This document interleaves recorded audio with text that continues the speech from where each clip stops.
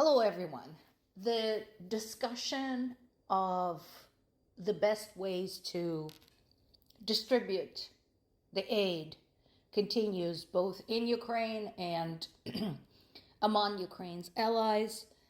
Even though U.S. had just passed that big aid bill, the European allies are not taking any chance and continuing to plan out their contribution to Ukrainian military. So, one of the most important things in this package is a set of the long-range missiles. Ukrainians have been asking for those since forever, and, there's been a lot of discussion like, oh my God, what if they use them on Russian territory because of the range? And first of all, why shouldn't they?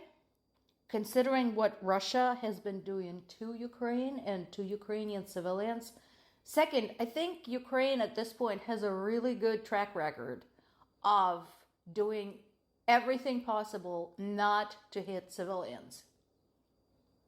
So far, if you look at the targets struck by Ukrainian drones, not rockets, not missiles, everything has been a valid military target.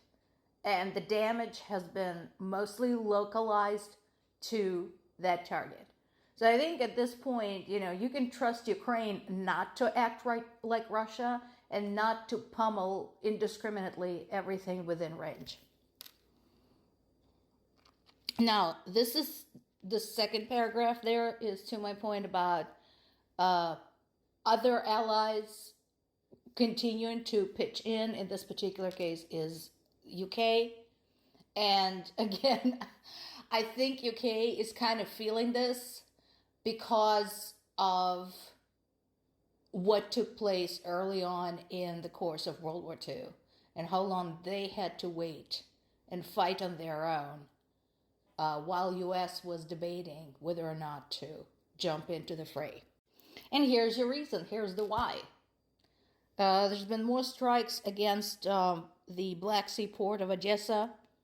There were people injured, including children. There were also strikes against Kyiv.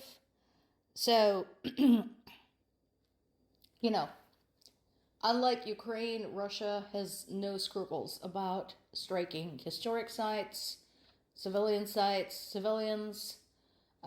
If you go and look at the list of buildings destroyed, you will find residential buildings, apartment buildings, businesses that have nothing to do with military, hospitals, maternity wards, schools, and kindergartens. So, if you look at that and still think that Ukraine should not target Russia's oil refineries, kiss my ass. A lot of the questions have been asked, so how we're going to do this. And materials are starting to emerge to address those concerns. And it's a valid concern. I mean, we have a whole ocean in between the U.S. and Ukraine. So how is this going to work? Obviously, with the money side of it, things are a bit easier. We live in the 21st century where money can be wired, including, I'm sure, very large amounts of money. It's not like they're going to take, sacks of dollars and put them on a ship and hold them off to Ukraine.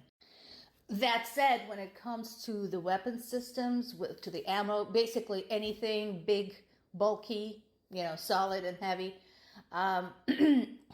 Pentagon has been talking about this, CIA has been talking about this, and basically saying, we have a really good logistics system, which, if you think about it, should not be surprising because U.S. does have a long experience of waging a war overseas. Iraq, Afghanistan, they had to hold shit there too. So I have no doubt that they do have a very good logistic system to move such things quickly At least this time, it will be done for a good reason. And conversation continues about using the frozen Russian assets to help Ukraine as well. Of course, Russia immediately started issuing non-specific warnings. And my question is again, what are you going to do? You're going to start a war? You've already done that. You're going to threaten everybody with nuclear strikes? You've done that too. Are you going to freeze Macron's assets somewhere in Kamchatka? I don't think he has any. Anybody with half a functioning brain cell basically made a point to withdraw whatever assets they had in Russia early on in this war. So if you want to try and freeze assets of foreign dignitaries and heads of states, go right ahead. It's not going to be much. Are you going to block people from coming to Russia? I don't think they want to come anyway. And if you are talking about some armed response, remember, this is not Ukraine. And people have been watching this war for a long time now. So there is no doubt that whatever you have to dish out, EU, NATO, US are going to come down on you like a ton of bricks. Just saying.